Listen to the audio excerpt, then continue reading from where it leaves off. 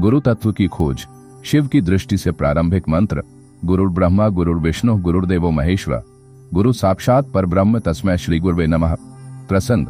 हिमालय के शांत प्रदेश में शिव पुराण के रुद्र संहिता खंड में एक प्रसंग आता है जहां पार्वती माता ने शिव से पूछा, स्वामी, साधक जब गुरु को पाए बिना ही नाम जप करते हैं और कुछ तो दूर से ही किसी को गुरु मान लेते हैं, क्या यह भी उतना ही फलदायी होता है जितना कि गुरु की कृपा दृष्टि में आना? शिव मुस्कुराए। यह प्रश्न केवल पार्वती का नहीं, काल के पार साधकों का है। गुरु की दृष्टि केवल दृष्टि नहीं, एक संस्कार। शिव कहते हैं, हे पार्वती, जब साधक गुरु के सामने उपस्थित होता है तब गुरु की दृष्टि मात्र से उसकी आत्मा पर संस्कारों का एक नव संस्कार होता है। यह दृष्टि बाह्य नहीं, दिव्य होती है। यह दृष्टि गुरु की अंतर यात्रा का परिणाम होती है। यह दृष्टि साधक के भीतर छिपी हुई संभावनाओं को जलाती है। जैसे भस्म से मृतदेह को शिव पुनः प्राण देते हैं, वैसे ही गुरु की दृष्टि साधक को नवजीवन देती है। दूर से गुरु मान लेना, आरंभिक श्रद्धा। फिर शिव कहते हैं, जो लोग दूर से ही किसी को गुरु मान लेते हैं और उनका नाम लेकर जप करते हैं, वे अभी श्रद्धा की पहली सीढ़ी पर है। वह जप भी शक्ति देता है, परंतु उसमें वह तीव्रता नहीं जो गुरु के सामने होकर प्राप्त होती है। शिव उदाहरण देते हैं, जैसे चंद्रमा को जल अर्पित करने से पुण्य होता है, परंतु गंगा जल में स्नान का प्रभाव और है, उसी प्रकार गुरु के निकट होने का प्रभाव अत्यधिक दहन होता है। कथा। भृंगी ऋषि और गुरु तत्व। शिव एक कथा कहते हैं, एक बार भृंगी ऋषि ने मेरे ही नाम का जप आरंभ किया। वे मुझे ही गुरु मान बैठे। उन्होंने कभी मेरे दर्शन की चेष्टा नहीं की, परंतु वे निरंतर मेरा ध्यान करते रहे। वर्षों बीते पर उनकी साधना अधूरी ही रही। तब ब्रह्मा जी ने उन्हें समझाया, हे ऋषिवर, शिव केवल मंत्र नहीं है, वे गुरु हैं। जब तक उनकी कृपा दृष्टि नहीं प्राप्त होगी, मंत्र शक्ति नहीं देगा। भृंगी ने तब कैलाश की यात्रा की और जब उन्होंने मेरी आंखों में देखा तभी उनका तीसरा नेत्र जागृत हुआ, और फिर जो उन्होंने एक पल में पाया वह हजारों वर्षों की साधना में नहीं था। गुरु की कृपा दृष्टि, अनुग्रह का केंद्र शिव स्पष्ट करते हैं। गुरु की दृष्टि में केवल ज्ञान नहीं, करुणा होती है। वह दृष्टि साधक के भीतर छिपे मोह, अज्ञान, अहंकार और जन्म जन्मांतर के बंधनों को तोड़ती है। वह दृष्टि अनुग्रह है, बिना मांगे दिया गया मोक्ष का बीज। जब कोई साधक गुरु की दृष्टि में आता है तो वहां केवल जप नहीं होता, वहां आत्मा का पुनरुद्धार होता है। दूर रहकर जप करने का प्रभाव शिव मानते हैं कि दूर रहकर नाम जप करने वालों को भी लाभ होता है, परंतु वे कहते हैं वह लाभ सीमित है। जैसे कोई दीपक को दूर से देखे, उसे रोशनी तो मिलती है परंतु ताप नहीं। ताप पाने के लिए पास आना ही होगा। संदेश। एपिसोड के अंत में शिव का संदेश आता है, हे साधक, यदि तुम किसी को गुरु मानते हो तो उनका सानिध्य प्राप्त करो। यदि शारीरिक रूप से नहीं तो भावनात्मक रूप से उपस्थित रहो, परंतु केवल जप से संतोष मत करो। जब तक गुरु की दृष्टि न मिले, यात्रा अधूरी है। एपिसोड 2। गुरु का चयन। क्या सभी गुरु दृष्टि देने में समर्थ हैं? प्रारंभिक मंत्र। ज्ञानी नाम्पि चेतांसी देवी भगवती ही सा बलात्कृष्य मोहाय महामाया प्रयच्छति देवी महात्म्यं प्रसन्न। पार्वती का संशय। पार्वती ने पुनः शिव से प्रश्न किया, नाथ, आपने कहा कि गुरु की दृष्टि साधक के भीतर गहन परिवर्तन लाती है, परंतु क्या हर कोई जो गुरु कहलाता है वह ऐसा दृष्टि संस्कार देने में समर्थ होता है? आज के युग में जहां हर कोई स्वयं को गुरु कहता है, वहां साधक किसे स्वीकारे और कैसे जाने कि वह उसकी दृष्टि पाने योग्य है? शिव ने गंभीर होकर कहा, हे पार्वती, यह प्रश्न अत्यंत जटिल है और इसी में साधक की संपूर्ण यात्रा का सार छिपा है। गुरु का अर्थ शिव का ही प्रतिबिंब। शिव कहते हैं, गुरु वह नहीं जो स्वयं को गुरु कहे, गुरु वह है जिसकी उपस्थिति में तुम्हारा अहंकार गलने लगे। गुरु वह है जो शिव का प्रतिबिंब हो, न वश में करने वाला, न डराने वाला, न दाता, न भिक्षुक, केवल दर्पण जो तुम्हें स्वयं से मिलवा दे। गुरु की पहचान यह नहीं कि उसके कितने अनुयायी हैं या वह कितना बोलता है, उसकी पहचान यह है कि वह मौन में तुम्हारे भीतर उतर जाए। कथा। शिवगम ऋषि और भ्रमित साधक। शिव पुराण में वर्णित एक कथा के अनुसार एक बार शिवगम ऋषि के आश्रम में एक युवक पहुंचा। वह अनेक स्थानों पर गुरु खोज चुका था, कई नाम लेकर जप भी कर चुका था, पर आत्म शांति नहीं मिली। उसने ऋषि से पूछा, गुरुदेव, मुझे यह समझ नहीं आता कि मैं किसे गुरु मानूं। सबके उपदेश अलग हैं, सबके मार्ग भिन्न, मैं किसका अनुसरण करूं? शिवगम मुस्कुराए और बोले, कल से आश्रम में एक पेड़ के नीचे बैठना और किसी से कोई बात न करना। युवक ने आज्ञा का पालन किया। दिन भर वहां पक्षी चहचहाते, लोग आते जाते, बच्चे खेलते, पर उसने मौन साध लिया। तीसरे दिन शिवगम ऋषि ने पूछा, क्या तुम्हें भीतर कोई हलचल महसूस हुई? युवक बोला, पहले दिन व्याकुलता थी, दूसरे दिन बेचैनी, पर आज शांति थी। तब ऋषि बोले, जो गुरु तुम्हें इस मौन की ओर ले जाए वही तुम्हारा गुरु है। सच्चे गुरु की दृष्टि मोह नहीं मुक्ति है, शिव आगे समझाते हैं। सच्चे गुरु की दृष्टि मोह नहीं करती, वह मुक्ति देती है। वह तुमसे कुछ चाहता नहीं, केवल तुम्हारे भीतर जागना चाहता है। जो गुरु तुम्हें अपने इर्द गिर्द बांधना चाहता है वह गुरु नहीं, व्यापारी है। गुरु को पहचानने के लिए साधक को 3 बातों पर ध्यान देना चाहिए। गुरु की दृष्टि में तुम स्वयं को छोटा नहीं, शुद्ध महसूस करो। उसकी वाणी तुम्हारे भीतर मौन पैदा करे, शोर नहीं। तुम्हारा जीवन धीरे धीरे सहजता की ओर बढ़े, दिखावे की ओर नहीं। कर्म संस्कार और गुरु मिलन। शिव कहते हैं साधक को गुरु तभी मिलता है जब उसके भीतर पाने की तीव्र प्यास हो और उसके कर्मों का बंधन उस बिंदु पर आ पहुंचे जहां गुरु की दृष्टि उसे सह सके। जब साधक तैयार होता है, गुरु स्वयं प्रकट होता है, कहीं बाहर नहीं, भीतर। कथा नंदी का गुरु दर्शन। नंदी ने शिव को अपने गुरु माना, परंतु वर्षों तक वह केवल जप करता रहा। जब तक शिव की दृष्टि नंदी पर नहीं पड़ी तब तक नंदी केवल भक्त था। पर जब एक दिन शिव ने नंदी को अपनी तीसरी आंख से देखा, तब नंदी के सारे संस्कार जल गए और वह केवल शिवमय हो गया। इससे स्पष्ट होता है कि गुरु की दृष्टि आत्मा को शिवमय बनाती है, परंतु वह दृष्टि तभी प्राप्त होती है जब साधक की पात्रता तैयार हो। संदेश, शिव का संदेश। साधक, केवल किसी को गुरु कहना पर्याप्त नहीं, उसे पहचानो। क्या वह तुम्हें तुम्हारे भीतर की ओर ले जा रहा है या बाहर की भीड़ ने उलझा रहा है? गुरु की दृष्टि केवल दृष्टि नहीं, वह मोक्ष की ज्वाला है। उसमें प्रवेश करने की पात्रता अर्जित करनी होती है। एपिसोड 3, गुरु की निकटता और अंतरात्मा का स्पर्श, क्या दूरी सच्ची होती है? प्रारंभिक श्लोक। यत्र योगेश्वरा शिवो यत्र तत्र गुरुर्गुणै, यत्र न हि गुरुस्तत्र न हि सिद्धिर्न च श्रेया। शिव महापुराण। प्रसंग, पार्वती का नया प्रश्न। एक दिवस पार्वती माता ने शिव से निवेदन किया, नाथ, यदि कोई साधक सच्चे भाव से किसी गुरु को दूर से पूछता है, बिना उनके निकट गए और पूरी श्रद्धा से उनका ध्यान करता है, तो क्या वह भी आत्मिक परिवर्तन का अनुभव कर सकता है? क्या गुरु की निकटता केवल शारीरिक उपस्थिति में होती है या कोई सूक्ष्म तत्व भी होता है जिससे दूरी मिट जाती है? शिव ने एक क्षण नेत्र मूंद कर उत्तर दिया, हे देवी, दूरी कभी भी शरीर की नहीं होती, दूरी मन और आत्मा की होती है। यदि किसी के भीतर गुरु की छवि स्पष्ट, सजीव और जीवंत रूप में उपस्थित हो जाए तो वह दूरी नहीं, गहराई बन जाती है। गुरु की निकटता मन की स्थिति या भौतिक उपस्थिति। शिव कहते हैं साधक यदि गुरु के पास बैठता है परंतु मन में संदेह, तुलना या स्वार्थ लेकर बैठता है तो वह निकट नहीं है। और यदि कोई दूर रहकर भी पूर्ण समर्पण, निष्काम भाव और विश्वास से गुरु का ध्यान करता है तो वह उनके हृदय में समाया हुआ होता है। इसलिए गुरु की निकटता मापने की कोई भौतिक इकाई नहीं है। वह निकटता उस क्षण घटित होती है जब साधक का मन गुरु में लीन हो जाता है। कथा व्याघ्र और शिवयोगी। शिव पुराण में एक कथा आती है। एक बार एक व्याघ्र बाघ हिमालय के वन में घायल अवस्था में पड़ा था। कई दिन बीत गए, वह चलने में असमर्थ था। उसी समय एक शिवयोगी वहां से गुजरे। उन्होंने दूर से ही उस व्याघ्र को देखा और अपनी दृष्टि से उसे आशीर्वाद दिया। फिर उन्होंने उसके पास जाकर उसे छुआ नहीं, बस कहा, तुम्हारा समय अभी नहीं आया, उठो और जीवन का नया अध्याय लिखो। कुछ ही क्षणों में वह व्याघ्र उठा और स्वस्थ हो गया। वर्षों बाद वह व्याघ्र उस योगी का ध्यान करता रहा। उसने उन्हें कभी नहीं छुआ, परंतु वह इतना प्रभावित हुआ कि स्वयं योग पथ पर चल पड़ा। उसकी आत्मा गुरु के निकट थी, भले ही उसका शरीर कभी नहीं पहुंचा। गुरु की दृष्टि का स्पर्श भौतिक नहीं, आत्मिक होता है। शिव स्पष्ट करते हैं, गुरु की दृष्टि एक तरन होती है जो समय, स्थान और परिस्थिति की सीमा से परे होती है। यदि साधक का भाव शुद्ध हो और उसकी श्रद्धा अडोल हो तो वह दूर रहकर भी गुरु की अंतरात्मा से जुड़ सकता है। वह दृष्टि कोई आंखों से निकली रोशनी नहीं, बल्कि एक अंतर्यामी स्पंदन है। जैसे रात्रि में चंद्रमा का प्रकाश दूर से भी शीतलता देता है। कथा अनाम शिष्य और गंधर्व गुरु। शिव एक और कथा कहते हैं। एक युवक जिसने किसी भी गुरु से मिलन नहीं किया था, प्रतिदिन एक गंधर्व मूर्ति की पूजा करता और उन्हें अपना गुरु मानता। उसने उन्हें कभी सुना नहीं, देखा नहीं, केवल कल्पना में अनुभव किया। वर्षों बाद एक सिद्ध महात्मा उसके गांव आए और बिना पूछे बोले, तू अपने गुरु की दृष्टि में है क्योंकि तू उनके प्रति पूर्ण समर्पित है। वह युवक चौंका और समझ गया कि गुरु की निकटता कभी दूर नहीं थी, बस उसकी श्रद्धा की गहराई में थी। परंतु क्या यह सभी के लिए संभव है? शिव कहते हैं, यह दुर्लभ है।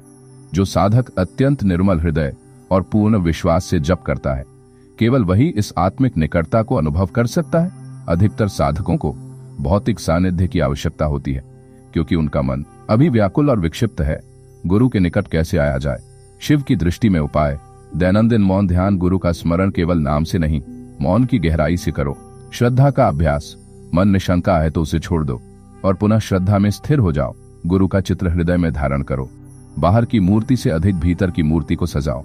सेवा, यदि सशरीर सेवा संभव नहीं तो उनके उद्देश्य में भाग लो। किसी को जागृत करो, किसी को जागृत करो।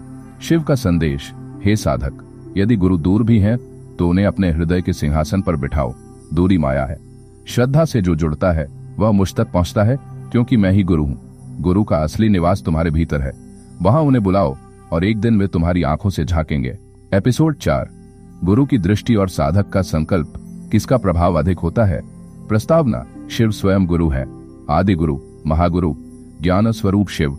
उनके श्रीमुख से निकले एक एक वचन केवल शब्द नहीं, ब्रह्म वाक्य होते हैं।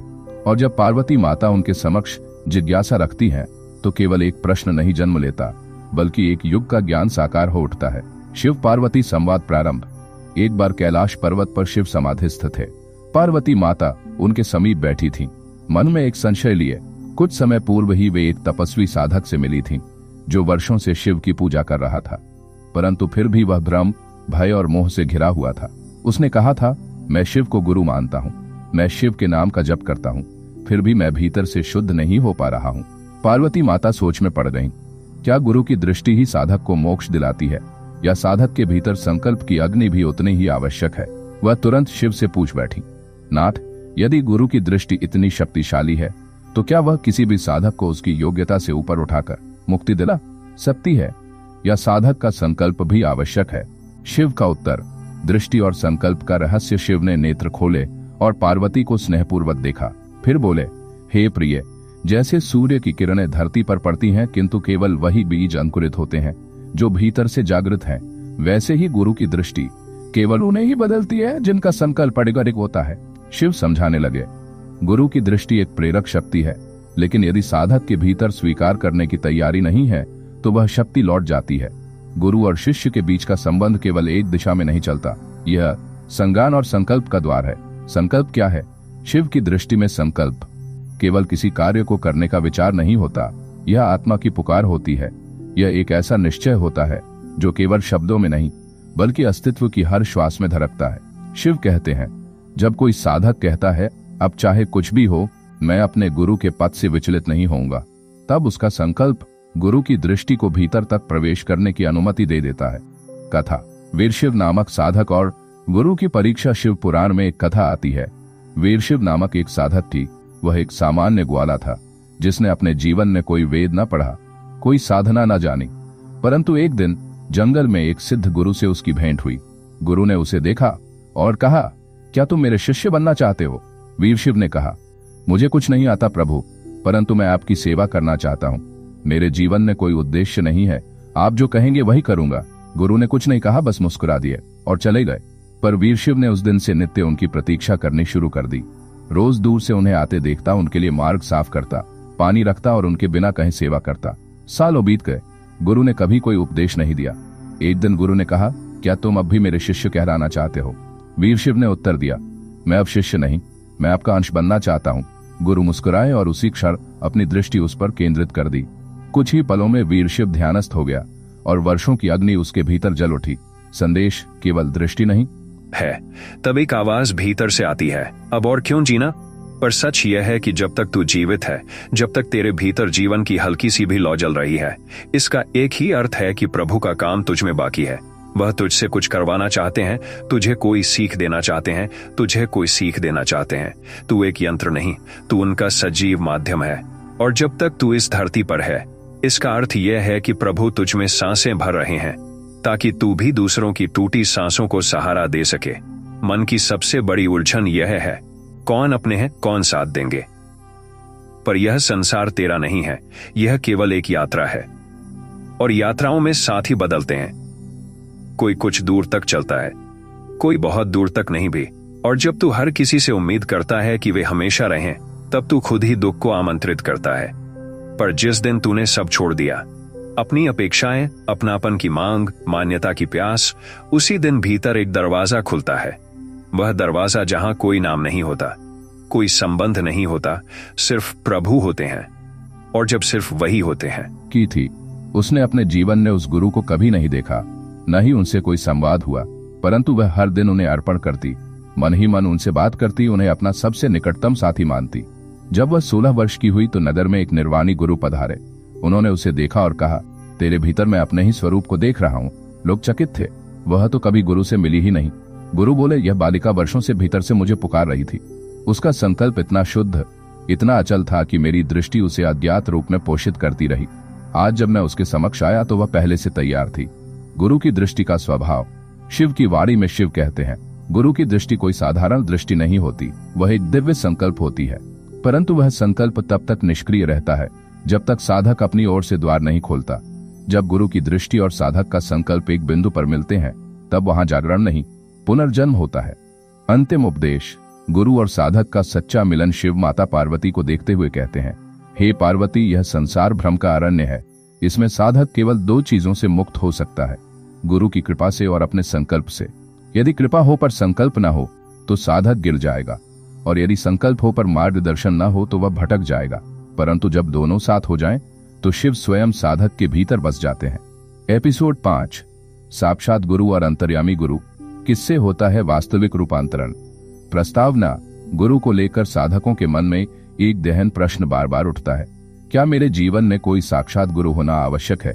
अगर मैं किसी सजीव गुरु के सानिध्य में ना भी हूं, तो क्या अंतर्यामी गुरु जो मेरे भीतर बसते हैं वही मुझे दिशा देंगे? पार्वती जी ने भी यह प्रश्न शिव से किया।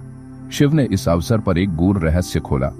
गुरु 2 रूपों में होते हैं, पर दोनों का कार्य एक ही होता है, अहंकार का विसर्जन और आत्मा का प्रकाशन। शिव पार्वती संवाद। पार्वती ने भोलेनाथ से निवेदन किया, नाथ, कुछ साधक किसी सजीव गुरु के संपर्क में नहीं आ पाते, वे भीतर अपने इष्ट को ही गुरु मानते हैं।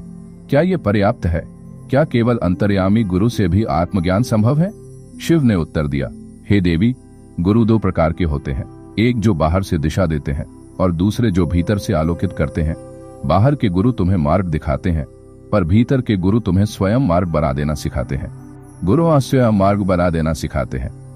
गुरु के 2 स्वरूप। साक्षात गुरु, एक्सटर्नल गुरु, वह जो शरीरधारी होता है, जिसके चरणों में साधक बैठ सकता है, प्रश्न पूछ सकता है, आदेश प्राप्त कर सकता है। यह गुरु क्रिया से, दृष्टि से और स्पर्श से शिष्य का मार्ग प्रशस्त करता है। शिव कहते हैं, साक्षात गुरु खेत का किसान है, वह बीज बोता है, सिंचाई करता है और खरपतवार हटाता है। 2. अंतर्यामी गुरु, इनर गुरु, वह जो साधक के भीतर सदैव मौजूद होता है। उसका कोई शरीर नहीं, कोई नाम नहीं, लेकिन वह चेतना है जो चुपचाप पद दर्शन करती है। जब साधक साक्षात गुरु के अभाव में भी पूर्ण श्रद्धा और समर्पण से साधना करता है, तो यही अंतर्यामी गुरु जागृत होता है। शिव कहते हैं, अंतर्यामी गुरु वर्षा है जो सूखी भूमि पर तब गिरती है जब वह स्वयं भी आकाश की ओर देखती है। कथा। अरण्य ऋषि और अंतर्यामी गुरु की लीला। शिव पुराण में एक कथा आती है। अरण्य नामक एक तपस्वी जो बचपन से ही वन में था, उसे कभी कोई गुरु नहीं मिला। वह केवल एक शिवलिंग को प्रणाम करता था और नित्य शिव शिव जप करता रहता था। वह कभी किसी तीर्थ पर नहीं गया, न कोई वेद जाना, न कोई साधु देखा, परंतु उसके मन में केवल एक बात गूंजती थी, हे शिव, मैं नहीं जानता मार्ग क्या है, पर मैं अपने हृदय को तुम्हारे चरणों में रखता हूँ। वर्षों बीते। एक दिन वह ध्यान में बैठा और उसकी चेतना अचानक भीतर से जागृत हो गई। वह वहीं ध्यानस्थ होकर समाधि में लीन हो गया, बिना किसी बाहरी गुरु के। देवताओं ने शिव से पूछा, प्रभु, यह बिना किसी गुरु के कैसे मुक्त हो गया? शिव बोले, यह भीतर से मुझे पुकारता रहा, यह मेरे स्वरूप को गुरु मानता रहा, और जब इसका अंतर्मन समर्पित हो गया, तब मैं स्वयं इसके भीतर प्रकट हो गया। मैं ही इसका अंतर्यामी गुरु बन गया। साक्षात और अंतर्यामी गुरु, तुलना नहीं, समर्पण का प्रश्न शिव पार्वती से कहते हैं, हे देवी, प्रश्न यह नहीं है कि गुरु साक्षात हो या अंतर्यामी। प्रश्न यह है, साधक के भीतर श्रद्धा कितनी सजीव है। यदि श्रद्धा और समर्पण पूर्ण हो, तो गुरु चाहे बाहर मिले या भीतर, साधक को जागरण अवश्य मिलेगा। बहुत बार ऐसा होता है कि एक साधक सैकड़ों गुरुओं से मिलता है, पर परिवर्तन नहीं होता, और कोई एक अकेला अंतर्यामी गुरु को पकड़ लेता है भीतर, और उसमें जीवन बदल जाता है। गुरु की एकता, बाहर और भीतर में भेद नहीं, शिव आदि कहते हैं। सच्चे साधक के लिए बाहर का गुरु और भीतर का गुरु एक ही होते हैं। जब साधक बाहर के गुरु को पूर्ण समर्पण से अपनाता है, तो वह धीरे धीरे अंतर्यामी गुरु को भी जागृत कर देता है। यहाँ एक रहस्य यह भी है, साक्षात गुरु ही साधक को उसकी अंतः चेतना में उतार कर उसे उसके अंतर्यामी गुरु से मिला देता है। जब यह मिलन होता है, तब साधक को किसी बाहरी निर्देश की आवश्यकता नहीं रह जाती, वह स्वयं दीपक बन जाता है। कथा। उपगुप्त और आत्मबोध की दृष्टि। प्राचीन काल में उपगुप्त नामक एक साधक था। वह अत्यंत विद्वान था, पर अहंकारी भी।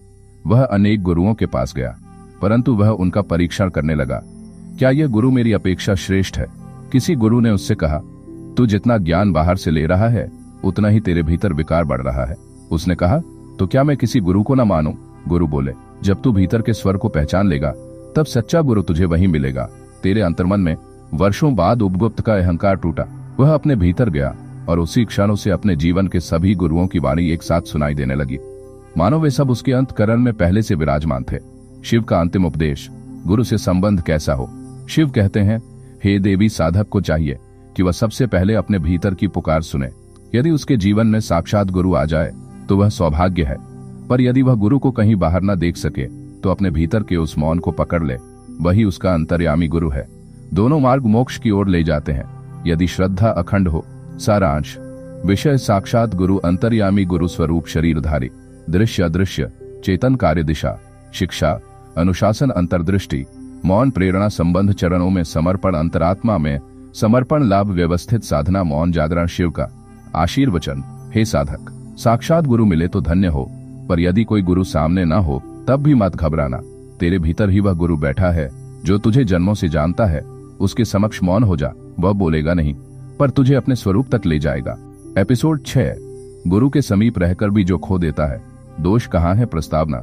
शास्त्र कहते हैं गुरु का सानिध्य मिलना दुर्लभ है और यदि मिल भी जाए तो उसका सच्चा लाभ लेना उससे भी कठिन है। बहुत से साधक वर्षों तक गुरु के सानिध्य में रहते हैं पर जीवन में कोई विशेष रूपांतरण नहीं आता। दूसरी ओर कोई दूर बैठा बस गुरु की छवि को मन में रखकर साधना करता है और उसका जीवन प्रकाश से भर उठता है। ऐसा क्यों होता है? क्या सानिध्य ही सब कुछ है या फिर गुरु की दृष्टि और शिष्य का पात्रता ही निर्णायक होते हैं? शिव ने इस रहस्य को पार्वती जी के प्रश्न पर उजागर किया। पार्वती का प्रश्न, नाथ, यदि गुरु के पास रहना ही सब कुछ होता तो सभी पास रहने वाले शिष्य आत्मज्ञानी हो जाते, परंतु शास्त्रों में तो कई ऐसे उदाहरण मिलते हैं जहां गुरु के समीप रहकर भी शिष्य पतन को प्राप्त हुए। क्या सानिध्य पर्याप्त नहीं है?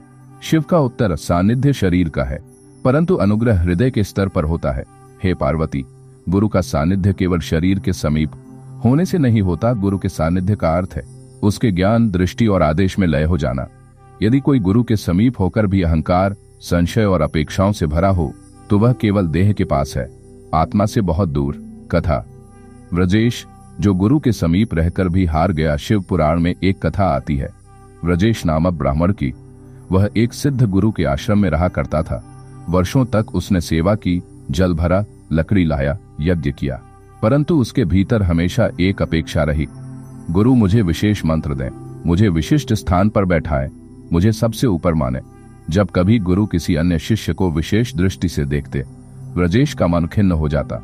एक दिन उसने पूछा, गुरुदेव, मैं वर्षों से आपके समीप हूं, फिर भी आप मुझे वह दृष्टि नहीं देते जो अन्य को मिलती है। गुरु ने मौन रहकर उसकी आंखों में देखा और कहा, तू मेरे समीप नहीं है, तू केवल मेरी छाया के पास है। तू मेरी सेवा करता रहा पर अपने मन को नहीं छोड़ा। गुरु ने आगे कहा, गुरु की कृपा पाने के लिए सेवा नहीं, समर्पण चाहिए। तू अपनी सेवा से मुझे जीतना चाहता था, परंतु मेरा कार्य तो तेरे मैं को मिटाना था। व्रजेश रो पड़ा। वह वर्षों तक जो सीख ना पाया वह इन शब्दों से मिल गया। गुरु की दृष्टि किस पर पड़ती है? शिव पार्वती से कहते हैं, हे देवी, गुरु की दृष्टि उस पर पड़ती है जो स्वयं को गिरा देता है, जो स्वयं को मिटा देता है, वही गुरु में समा जाता है। पास रहकर भी यदि कोई स्वयं को बड़ा समझता है तो वह गुरु की आंखों से ओझल हो जाता है, भले वह चरणों में ही बैठा हो। असली बाधा गुरु नहीं, अहंकार है। गुरु के समीप रहकर भी यदि कोई लाभ नहीं पा रहा तो दोष गुरु का नहीं है, दोष उस मैं का है जो लगातार गुरु से अपेक्षाएं रखता है। गुरु मुझे देखें, गुरु मेरी प्रशंसा करें, गुरु मुझे अन्य शिष्यों से श्रेष्ठ माने, गुरु मुझे शक्ति दें। शिव कहते हैं, जहां मैं है वहां गुरु नहीं उतरते और जहां मैं नहीं है वहां गुरु स्वयं उतर आते हैं, भले शिष्य हजारों मील दूर क्यों न हो। कथा, विभीषण और श्री राम। शिव कहते हैं, विभीषण ने रावण के घर में रहते हुए भी सच्चा गुरुत्व पाया क्योंकि उसने राम को हृदय में बसा दिया था, जबकि रावण अपने गुरु शुक्राचार्य के पास रहकर भी अभिमान से भर वह कुछ न पा सका। ये उदाहरण दर्शाता है गुरु के समीपता शरीर से नहीं श्रद्धा से होती है, और जो श्रद्धा के बिना समीप होता है वह केवल छाया में जीता है, प्रकाश से वंचित रहता है। गुरु के समीप रहकर क्या करें? सेवा करो, पर अपेक्षा के बिना। प्रशंसा नहीं, आदेश मांगो। गुरु से दृष्टि नहीं, दृष्टिकोण मांगो, गुरु की परीक्षा नहीं। अपनी पात्रता देखो, गुरु से कुछ मांगो नहीं, केवल उनको स्वयं में बैठने दो। शिव का निष्कर्ष, गुरु के पास होना सौभाग्य है, पर यदि भीतर समर्पण नहीं है तो वह सौभाग्य बोझ बन जाता है। जो पास रहकर भी स्वयं को खो दे वही सब कुछ पा लेता है। और जो सब कुछ पाकर भी स्वयं को बचाए रखे वह कुछ भी नहीं पाता। सारांश: स्थिति परिणाम गुरु के समीप, पर अहंकार सहित ज्ञान का वियोग गुरु से दूर, पर श्रद्धा सहित आत्मा का जागरण, सेवा सहित अपेक्षा, निराशा सेवा सहित समर्पण, कृपा वर्षा शिव का आशीर्वाद। हे साधक, गुरु के पास जाकर यदि तू स्वयं को रख आए तो वहां से लौटते ही तुझे अपना नया स्वरूप दिखेगा, पर यदि तू गुरु के पास गया पर स्वयं को साथ लाया तो तू खाली हाथ ही रहेगा, चाहे चरणों में बैठा रहे जन्मों तक। एपिसोड 7 शीर्षक: गुरु को मनुष्य समझने की भूल और उसका घातक परिणाम। शिव पुराण के आधार पर श्रृंखला गुरु की दृष्टि में आना और दूर से गुरु मानकर नाम जप करने में क्या अंतर है। शब्द संख्या 5000 शब्द। भूमिका: गुरु कोई साधारण मानव नहीं होते, वे उस परम सत्य के प्रतिनिधि होते हैं जिसे संसार ब्रह्म कहता है। वे देहधारी अवतार होते हैं पर देह से बंधे नहीं होते। जब कोई शिष्य उन्हें केवल मनुष्य मान बैठता है तो वह उस दिव्यता को खो देता है जो आत्मा की मुक्ति का एकमात्र साधन थी। पार्वती जी ने जब शिव से यह जिज्ञासा की, गुरुदेव को मनुष्य समझने से क्या हानि होती है, तब शिव ने एक अत्यंत मार्मिक प्रसंग बताया जो शिव पुराण के अध्यायों में गुरुद्रोह का रहस्य कहलाता है। पार्वती का प्रश्न: नाथ, यदि गुरु वास्तव में ईश्वर तुल्य हैं, तो फिर संसार में लोग उन्हें केवल एक साधारण मनुष्य क्यों समझते हैं, और जो ऐसा करता है उसका क्या भविष्य होता है। शिव मुस्कुराए और बोले, हे देवी, यह प्रश्न तो बहुत गंभीर है, क्योंकि यहीं से शिष्य की परीक्षा प्रारंभ होती है। गुरु की देह मनुष्य की होती है, पर आत्मा स्वयं शिवमयी होती है। जो केवल शरीर देखता है वह दिव्यता से वंचित रह जाता है। आओ, मैं तुम्हें एक कथा सुनाता हूँ जिसमें यह भ्रम करने वाले का अंत कैसा होता है स्पष्ट होता है। कथा प्रारंभ: गुरु नीलकंठनाथ और शिष्य देवश्रवण बहुत समय पहले दक्षिण भारत के तुंगभद्रा तट पर नीलकंठनाथ नामक सिद्ध गुरु रहते थे। उनके पास दूर दूर से शिष्य आते थे, कोई मुक्ति की कामना से, कोई ज्ञान के लिए, तो कोई केवल सेवा करने हेतु। उनका एक प्रमुख शिष्य था देवश्रवण, तेजस्वी, योगाभ्यासी, वेदों का ज्ञाता। वह गुरु की सेवा में दिन रात तत्पर रहता था। लोग उसकी विद्वत्ता और सेवा भाव की प्रशंसा करते नहीं थकते थे, परंतु भीतर कहीं कुछ और था। देवश्रवण का आंतरिक संदेह। वर्षों गुरु के साथ रहने के बाद एक दिन उसके मन में विचार आया, गुरुदेव भी तो खाते हैं, सोते हैं, बीमार होते हैं, फिर ये कैसे कह सकते हैं कि वे ईश्वर हैं? कहीं ये सब दिखावा तो नहीं? क्या मैं स्वयं इतना सक्षम नहीं कि बिना गुरु के आगे बढ़ सकूं? यही संदेह जो एक बीज के रूप में था, धीरे धीरे उसका स्वभाव बन गया। गुरु के आदेशों को अब वह केवल सुझाव समझने लगा। गुरु की दृष्टि को भावना और वचनों को कविता मानने लगा। शिव का उद्घोष: संशय आत्मा का ज्वर है। शिव कहते हैं, हे पार्वती, संशय से बड़ी कोई बीमारी नहीं। शरीर का रोग औषध से ठीक हो सकता है, पर आत्मा का रोग केवल श्रद्धा से जाता है। जो गुरु को मनुष्य मानता है वह स्वयं ही अपनी आत्मा का नाश करता है। घटना: जब देवश्रवण ने गुरु की परीक्षा ली, एक दिन गुरु नीलकंठनाथ ने उसे आदेश दिया, देवश्रवण, 1 वर्ष तक तुंगभद्रा के किनारे मौन साधना करो, किसी से वार्ता नहीं, भोजन सीमित और ध्यान निरंतर। यह गुरु की कृपा थी जो देवश्रवण की अग्नि को सोने में बदल सकती थी। पर उसने सोचा, क्या यह कोई नई बात है? ये सब तो मैं वर्षों से करता आया हूँ। और उसने साधना को लापरवाही से किया। कभी मौन रखा, कभी नहीं, कभी ध्यान किया, कभी विलंब किया। गुरु ने कुछ नहीं कहा, पर दृष्टि सब देख रही थी। गुरु की कृपा का ह्रास। 1 वर्ष के पश्चात गुरु ने उसे बुलाया। देवश्रवण ने सोचा, अब तो गुरु मुझे आशीर्वाद देंगे, सिद्धि देंगे। गुरु ने देखा और कहा, तुमने सेवा की पर समर्पण नहीं, तुमने नियम निभाए पर श्रद्धा नहीं रखी। अब तुम्हें स्वयं देखना होगा सत्य क्या है। गुरु ने आशीर्वाद नहीं दिया। देवश्रवण भीतर से टूट गया, पर अहंकार ने उसे यह मानने नहीं दिया कि दोष उसी का है। अभिमान का पतन और शाप। अंततः देवश्रवण ने गुरु पर आरोप लगा दिया, आपने कोई शक्ति नहीं, वर्षों तक आपकी सेवा की, फिर भी कोई सिद्धि, कोई अनुभव नहीं। आप भी एक सामान्य ब्राह्मण है। मैं अब स्वयं मार्ग खोजूंगा। गुरु मौन रहे। उन्होंने केवल कहा, जिसने गुरु को मनुष्य समझा वह मनुष्य से भी नीचे गिर गया। वहां से देवश्रवण गया, पर अब उसकी साधना निष्फल रही। वह मंत्रों को दोहराता पर कोई शक्ति न प्रकट होती। वह ध्यान करता पर भीतर केवल अंधकार रहता। कुछ ही वर्षों में उसकी देह दुर्बल हो गई और अंत में उसने नदी के तट पर प्राण त्याग दिए। गुरु को मनुष्य क्यों नहीं मानना चाहिए? शिव कहते हैं, गुरु यदि रोगी हो तो वह रोग केवल देह का है, वह शिष्य की परीक्षा होती है। गुरु यदि मान हो तो वह भी शिष्य की आत्मा की परीक्षा है। परंतु शिष्य यदि देह के आधार पर गुरु का मूल्यांकन करे तो वह गुरु नहीं, अपने सौभाग्य का अपमान करता है। अन्य उदाहरण, शिव पुराण की गूढ़ दृष्टि से। 1. शुकदेव का परीक्षण। शुकदेव ने व्यास को अपने पिता और गुरु दोनों रूपों में देखा, पर जब तक उन्होंने पिता को केवल मनुष्य समझा, ज्ञान अधूरा रहा। 2. भृगु का विष्णु परीक्षण। भृगु ने जब भगवान विष्णु की परीक्षा लेने के लिए उनके वक्षस्थल पर पैर मारा तो विष्णु ने कहा, मुझे क्षमा करें, आपकी आंखों को मेरे वक्ष की कठोरता से कोई कष्ट तो नहीं हुआ। यह उत्तर सुनकर भृगु लज्जित हुआ और जान गया कि ईश्वर की पहचान उसके अहंकार को तोड़ने में है, परीक्षा में नहीं। जीवन में उपयोग। यदि आप किसी को गुरु मानते हैं तो उन्हें पूर्ण श्रद्धा से देखें। केवल उनकी कमजोरियां देखने से लाभ नहीं होगा। गुरु की बातें सामान्य लग सकती हैं, पर उनका प्रभाव असामान्य होता है। जैसे सूर्य के प्रकाश में एक बीज अंकुरित होता है, ठीक वैसे ही गुरु की दृष्टि में शिष्य खिलता है। गुरु के व्यवहार में आपको भी मानवता दिखेगी, पर उस मानवता के भीतर जो परमात्मा है उसे देखना शिष्य का धर्म है।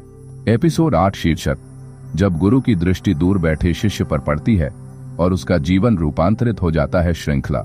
गुरु की दृष्टि में आना और दूर से गुरु मानकर नाम जप करने में क्या अंतर है। शब्द संख्या 5000 शब्द। भूमिका। गुरु की भौतिक उपस्थिति जीवन में एक अलौकिक अनुकंपा है, परंतु उनके दृष्टिपात से भी हजारों जीवन जागृत हो जाते हैं, चाहे वे कितने ही दूर क्यों न हों। शिव पुराण में ऐसी कई घटनाएं वर्णित हैं, जहां एक शिष्य ने कभी गुरु के चरण नहीं छुए, कभी उनके समक्ष बैठने का सौभाग्य नहीं पाया, फिर भी गुरु की दृष्टि मात्र से उसका हृदय रूपांतरित हो गया। आज के इस प्रसंग में हम जानेंगे गुरु की दूरदृष्टि कैसे शिष्य को पुकारती है, किस प्रकार केवल श्रद्धा और नामजप से गुरु की कृपा प्राप्त होती है, और कैसे जीवन पूरी तरह बदल जाता है, भले ही गुरु से कोई प्रत्यक्ष संपर्क न हुआ हो। पार्वती का प्रश्न। नाथ, यदि कोई शिष्य गुरु के पास कभी गया ही नहीं, फिर भी केवल उनके नाम और रूप का स्मरण करता है, तो क्या उसे भी गुरु की कृपा प्राप्त होती है? शिव बोले, हे देवी, जब मन पूर्ण श्रद्धा से भरा हो तो दूरी का कोई अस्तित्व नहीं रह जाता। आत्मा का मार्ग भौगोलिक नहीं, भावनात्मक होता है। मैं तुम्हें एक ऐसी कथा सुनाता हूँ, जहाँ एक किसान ने कभी किसी गुरु के दर्शन नहीं किए, फिर भी वह ब्रह्मज्ञानी बन गया। कथा प्रारंभ। गौतम नामक किसान की कहानी। स्थान उत्तरकाशी के समीप एक गांव, कपिलधारा। काल प्राचीन भारत। सप्तर्षियों के समय का।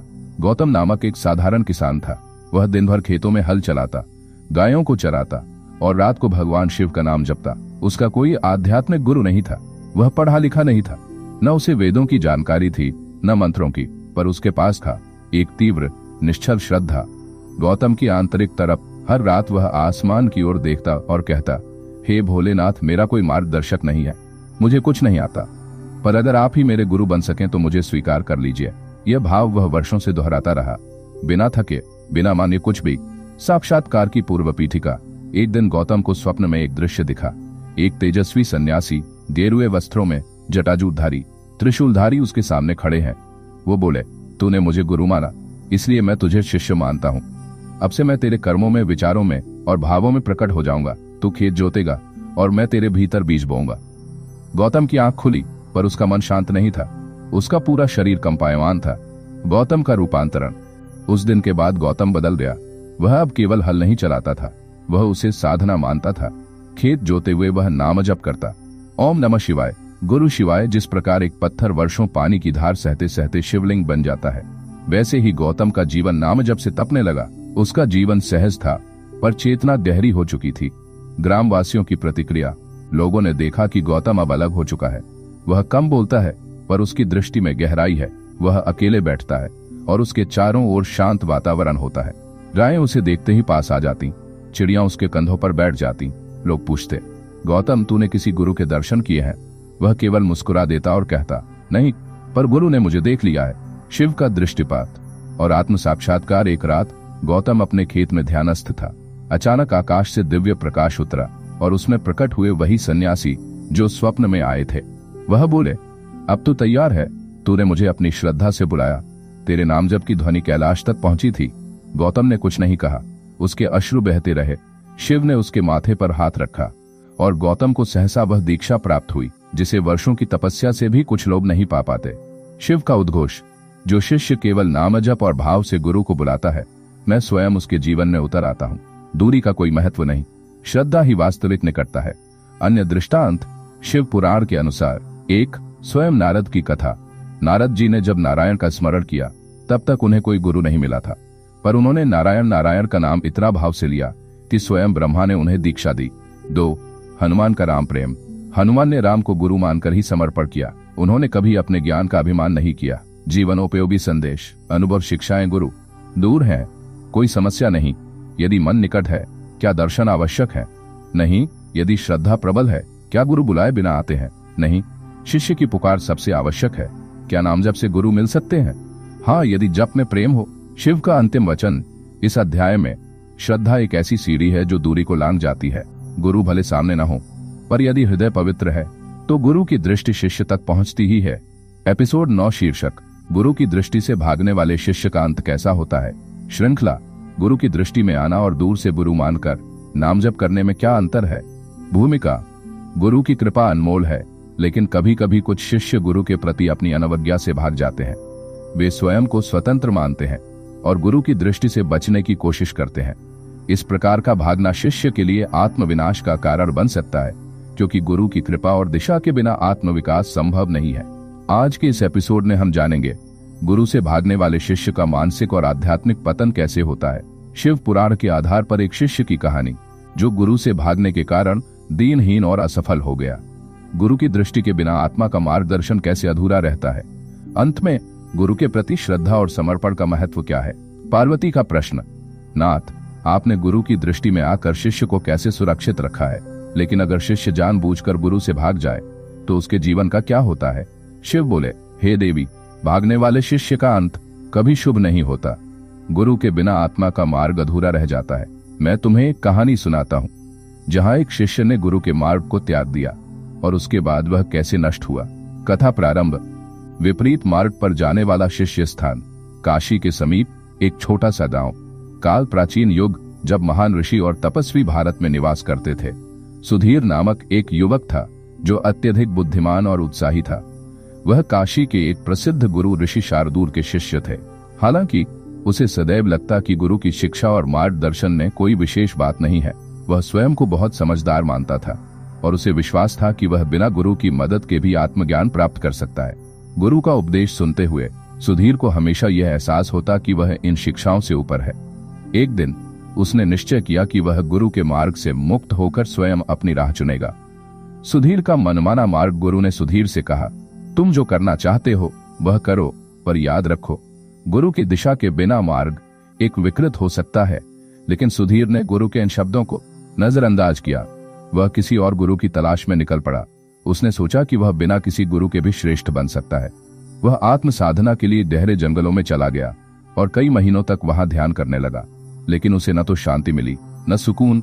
उसकी मानसिक स्थिति बिगड़ने लगी। स्वयं के प्रयासों से वह कहीं भी ध्यान केंद्रित नहीं कर सका। हर दिन उसका मन उलझन में था और शरीर थका हुआ। गुरु से भागने का दुष्परिणाम कुछ समय बाद सुधीर को महसूस हुआ कि उसकी साधना निष्फल हो रही है। लेकिन उसे यह स्वीकार नहीं हो रहा था कि गुरु के बिना वह मार्गदर्शन के बिना जीवित रह सकता है।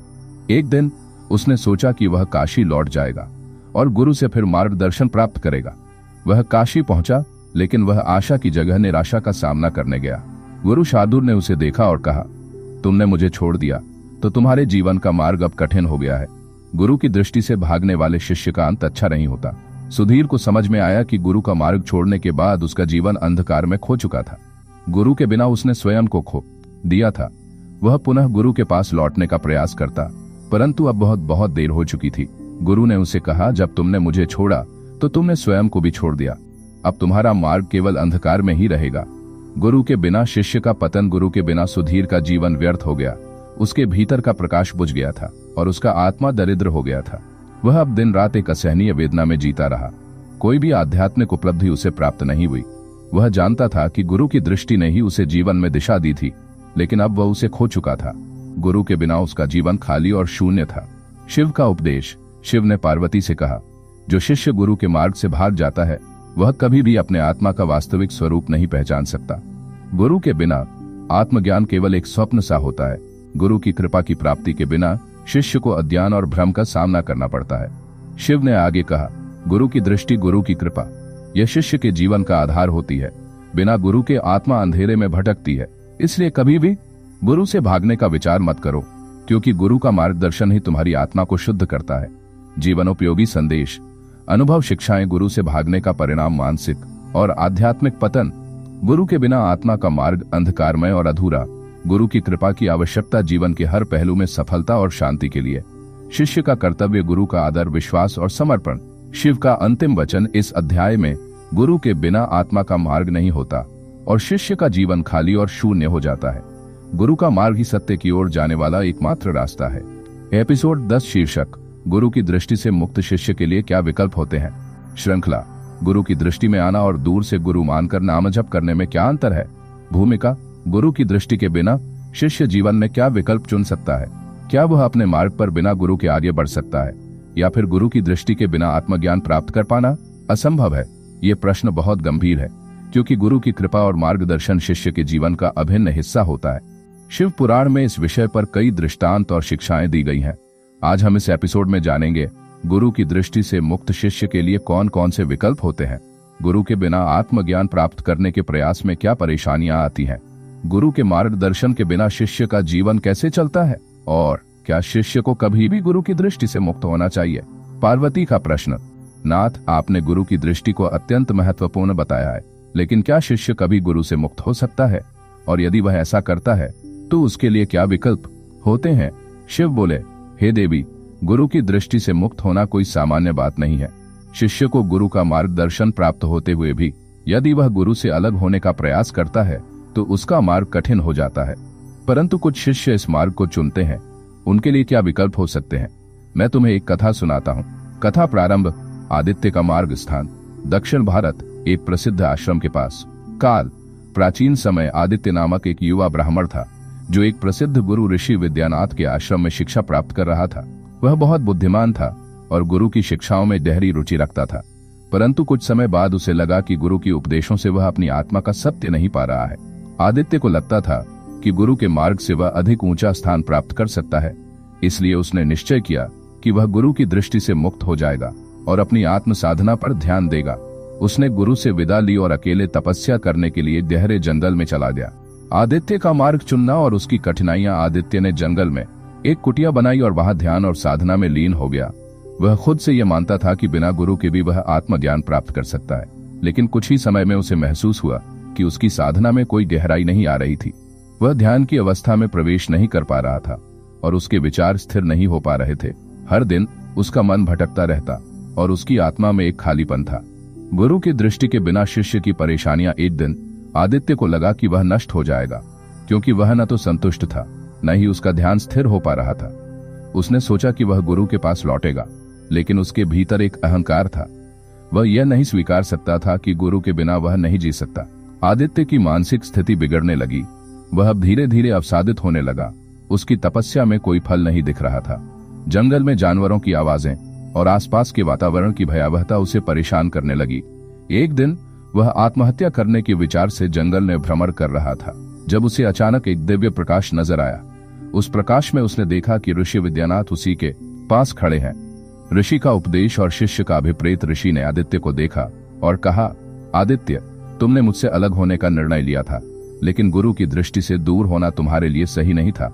गुरु का मार्गदर्शन शिष्य को पूर्णता की ओर ले जाता है, और यदि शिष्य गुरु से भाग जाता है तो वह आत्मज्ञान की वास्तविकता से दूर हो जाता है। क्या तुम जानते हो गुरु से मुक्त होकर तुम्हें क्या विकल्प मिलते हैं। आदित्य ने सिर झुकाकर कहा, गुरु, मुझे समझ में आया कि गुरु का मार्गदर्शन ही जीवन का सही मार्ग है। मैं अहंकार से भरकर सोच रहा था कि मैं गुरु के बिना आत्मज्ञान प्राप्त कर सकता हूँ, लेकिन अब मुझे एहसास हुआ कि मैं केवल भ्रम में था। ऋषि ने आदित्य को आशीर्वाद दिया और कहा, तुम्हारी तपस्या से कुछ प्राप्त नहीं हुआ, क्योंकि तुम अपनी अहंकार की सीमाओं से बाहर नहीं जा सके। गुरु की कृपा से ही आत्मज्ञान की प्राप्ति होती है। गुरु के बिना विकल्पों की व्याख्या। ऋषि ने आगे कहा, गुरु के बिना शिष्य के लिए केवल भ्रम और संशय रह जाते हैं। वह आत्मज्ञान के लिए प्रयास करता है, लेकिन क्योंकि गुरु का मार्गदर्शन नहीं होता, वह अपने प्रयासों में कभी भी स्थिरता और सफलता नहीं प्राप्त कर पाता। शिष्य का मार्ग तभी पूर्ण होता है जब गुरु का आशीर्वाद उसे मिलता है। गुरु के बिना शिष्य का मार्ग केवल एक अदृश्य रास्ता बनकर रह जाता है। आदित्य ने गुरु के उपदेश को स्वीकार किया और उनसे फिर से शिक्षा लेने लगा। वह पूर्ण रूप से गुरु के मार्ग पर चलने के लिए तैयार था। जीवन उपयोगी संदेश, अनुभव शिक्षाएं। गुरु से मुक्त शिष्य भ्रम और असफलता का सामना करता है। गुरु के मार्ग से विमुख होने का परिणाम आत्मज्ञान का मार्ग बंद हो जाता है। गुरु के बिना आत्मज्ञान निरंतर संशय और अनिश्चितता की ओर ले जाता है। शिष्य का कर्तव्य गुरु की शिक्षाओं का पालन और मार्गदर्शन स्वीकार करना। शिव का अंतिम वचन इस अध्याय में, गुरु के बिना आत्मा का मार्ग खोजना एक कठिन कार्य है। शिष्य को कभी भी गुरु की कृपा और मार्गदर्शन से मुक्त नहीं होना चाहिए, क्योंकि गुरु ही उसे सत्य और मार्ग दिखाते हैं। एपिसोड 11 शीर्षक, गुरु की कृपा के बिना जीवन में क्या खालीपन होता है। श्रृंखला, गुरु की दृष्टि में आना और दूर से गुरु मानकर नाम जप करने में क्या अंतर है। भूमिका, गुरु की कृपा जीवन के सबसे बड़े आशीर्वादों में से एक है। यदि शिष्य गुरु की कृपा से वंचित रहता है तो उसके जीवन में गहरा खालीपन और विकृति महसूस होती है। यह खालीपन केवल बाहरी जीवन से संबंधित नहीं होता, बल्कि आंतरिक रूप से भी शिष्य को मानसिक, भावनात्मक और आध्यात्मिक शांति का अभाव होता है। आज के इस एपिसोड में हम समझेंगे गुरु की कृपा के बिना जीवन में किस प्रकार का खालीपन उत्पन्न होता है। गुरु की कृपा के बिना आत्मा की स्थिति कैसी होती है। शिव पुराण में ऐसे उदाहरण और कथाएं हैं जो यह स्पष्ट करती हैं कि गुरु की कृपा न मिलने पर जीवन कैसे अनंत रिक्तता से भर जाता है। जीवन के इस खालीपन को भरने के लिए शिष्य को क्या उपाय करने चाहिए। पार्वती का प्रश्न, नाथ आपने गुरु की कृपा को अत्यधिक महत्वपूर्ण बताया है, लेकिन यदि शिष्य गुरु की कृपा से वंचित रहता है तो उसके जीवन का क्या होता है।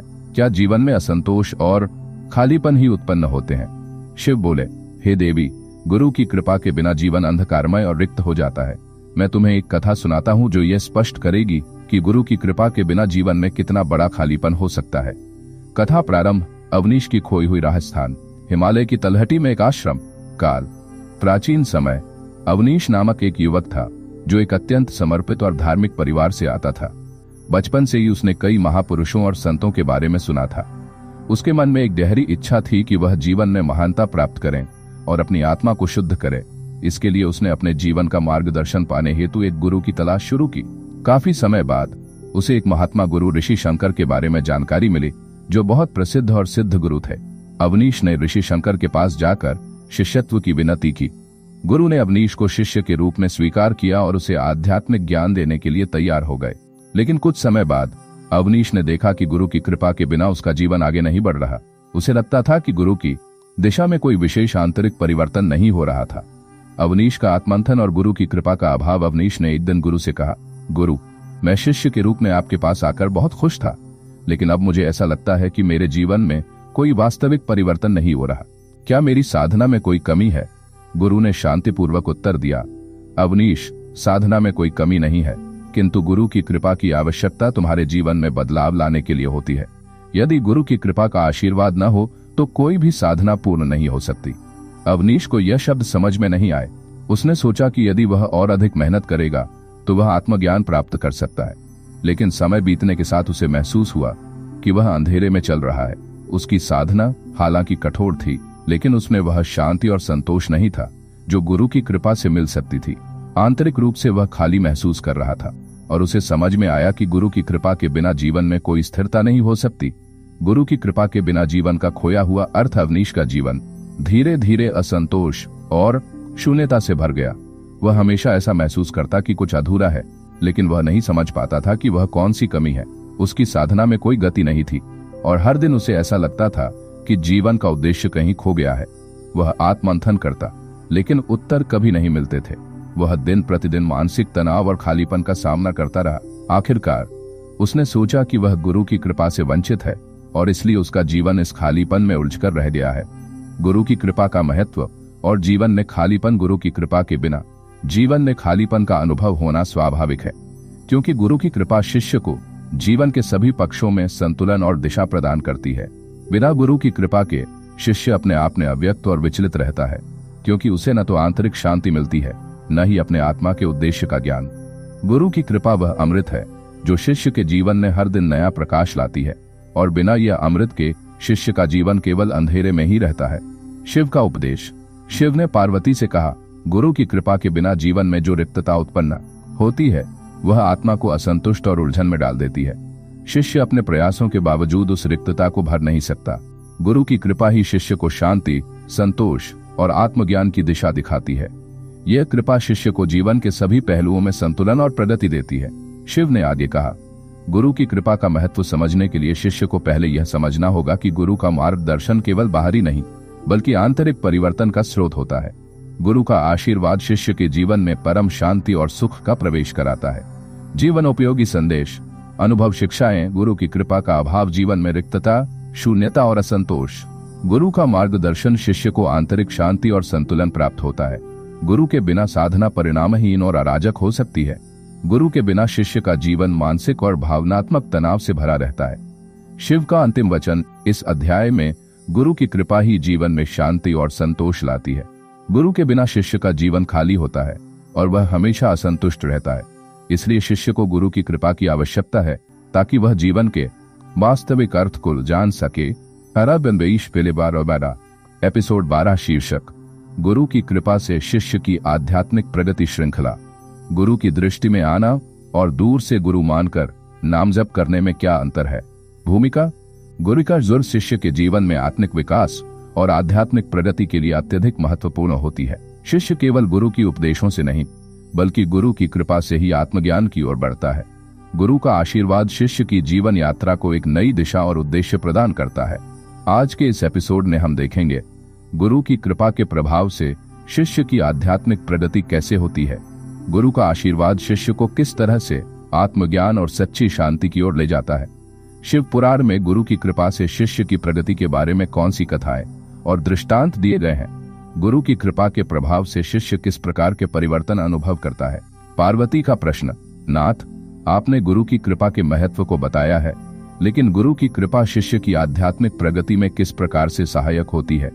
क्या गुरु की कृपा से शिष्य की आध्यात्मिक प्रगति में कोई विशेष परिवर्तन आता है? शिव बोले, हे देवी, गुरु की कृपा से शिष्य का जीवन बदल जाता है। शिष्य को न केवल आंतरिक शांति मिलती है, बल्कि वह आत्मज्ञान और मोक्ष की दिशा में भी आगे बढ़ता है। मैं तुम्हें एक कथा सुनाता हूँ जो यह बताएगी कि गुरु की कृपा से शिष्य की आध्यात्मिक प्रगति कैसे होती है। कथा प्रारंभ, अधीर की आध्यात्मिक यात्रा। स्थान, काशी नगरी। काल, प्राचीन समय। अधीर नामक एक युवक काशी में रहने वाला था। वह बहुत ही ज्ञानी और धार्मिक था, लेकिन उसका जीवन आध्यात्मिक दृष्टि से अधूरा था। वह हमेशा आत्मज्ञान की तलाश में था, लेकिन हर बार कोई न कोई कमी उसे रोक देती थी। वह लगातार उपवास करता, ध्यान करता और योगाभ्यास करता, लेकिन शांति और ज्ञान की उस गहरी अनुभूति तक पहुंचने में सफल नहीं हो पाया था। अधीर को लगता था कि वह जितना अधिक साधना करेगा उतना ही आत्मज्ञान मिलेगा, लेकिन उसके प्रयास हमेशा अधूरे ही रहते थे। एक दिन वह काशी के प्रसिद्ध मंदिर में गया और वहां गुरु ऋषि देवमाल्य से मिला। देवमाल्य एक महान गुरु थे, जिनके बारे में यह प्रसिद्ध था कि वे अपनी कृपा से शिष्यों को आत्मज्ञान की प्राप्ति कराते थे। अधीर ने गुरु से कहा, गुरु, मैं बहुत समय से साधना कर रहा हूँ, लेकिन मुझे वास्तविक शांति और आत्मज्ञान नहीं मिल पा रहा। क्या आप मुझे इस मार्ग पर आगे बढ़ने का आशीर्वाद देंगे? गुरु देवमाल्य ने मुस्कुराते हुए कहा, अधीर, तुमने बहुत साधना की है, लेकिन साधना का मार्ग अकेले नहीं चलता। तुम गुरु की कृपा से ही अपनी आध्यात्मिक यात्रा में आगे बढ़ पाओगे। बिना गुरु के मार्गदर्शन के तुम्हारे प्रयास अधूरे रहते हैं। गुरु की कृपा से ही तुम्हें आत्मज्ञान की सच्ची प्राप्ति होगी। अधीर ने गुरु के आशीर्वाद को स्वीकार किया और उनकी उपदेशों का पालन करने लगा। गुरु की कृपा से आध्यात्मिक प्रगति की दिशा। गुरु देवमाल्य ने अधीर को एक विशेष साधना विधि सिखाई, जिसमें ध्यान, प्राणायाम और भगवत भक्ति का संयोग था। उन्होंने अधीर को बताया कि यह साधना गुरु की कृपा के बिना पूरी नहीं हो सकती और केवल गुरु के मार्गदर्शन से ही आत्मज्ञान की गहराई को समझा जा सकता है। अधीर ने गुरु की उपदेशों का पालन करते हुए साधना करना शुरू किया। कुछ ही महीनों में अधीर की स्थिति में अद्भुत परिवर्तन आया। उसका मन शांत हुआ और उसकी साधना में गहरी अभिवृद्धि हुई। उसने अनुभव किया कि गुरु की कृपा ने उसकी साधना को सही दिशा दी है और अब उसे आत्मज्ञान की प्राप्ति हो रही थी। वह पहले जितना अधीर और अव्यक्त था, अब उतना ही शांत और स्थिर हो गया था। उसका ध्यान स्थिर हुआ और उसे अंदर से एक गहरी शांति का अनुभव होने लगा। गुरु की कृपा से आध्यात्मिक प्रगति के संकेत। गुरु की कृपा से आध्यात्मिक प्रगति के कई संकेत होते हैं। मन की शांति और स्थिरता। शिष्य का मन गुरु के आशीर्वाद से शांत और स्थिर हो जाता है। आध्यात्मिक अनुभवों का प्रकट होना। शिष्य को गहरे ध्यान में प्रवेश होने लगता है और उसे आत्मा के वास्तविक स्वरूप का अनुभव होने लगता है। सद्गुणों का उन्नति। शिष्य के भीतर अहंकार, द्वेष और बुरे विचारों का नाश होता है और वह धीरे धीरे एक संतुलित और सकारात्मक व्यक्ति बनता है। साक्षात्कार। शिष्य को गुरु के माध्यम से दिव्य अनुभव और ज्ञान की प्राप्ति होती है। अधीर को अब यह स्पष्ट हो गया था कि गुरु की कृपा के बिना उसकी साधना कभी भी इतनी गहरी नहीं हो सकती थी। गुरु की कृपा से ही उसे सच्ची आध्यात्मिक प्रगति और आत्मज्ञान का मार्ग मिला था। गुरु के मार्गदर्शन से शिष्य का जीवन बदलता है। गुरु का मार्गदर्शन शिष्य को केवल बाहरी ज्ञान नहीं देता, बल्कि यह उसकी आंतरिक स्थिति को भी पूरी तरह बदल देता है। शिष्य के जीवन में एक नया उद्देश्य और दिशा उभरती है। जो पहले कभी दिखाई नहीं देती थी। गुरु के आशीर्वाद से शिष्य आत्मज्ञान, शांति और समृद्धि की ओर बढ़ता है। शिव पुराण में भी इस तथ्य को स्पष्ट रूप से बताया गया है कि गुरु के बिना आत्मज्ञान प्राप्त करना असंभव है। गुरु की कृपा ही शिष्य को अंधकार से बाहर निकालती है और उसे आत्मा के वास्तविक रूप का दर्शन कराती है। ये कृपा शिष्य के जीवन के हर पहलू में सुधार और उन्नति लाती है।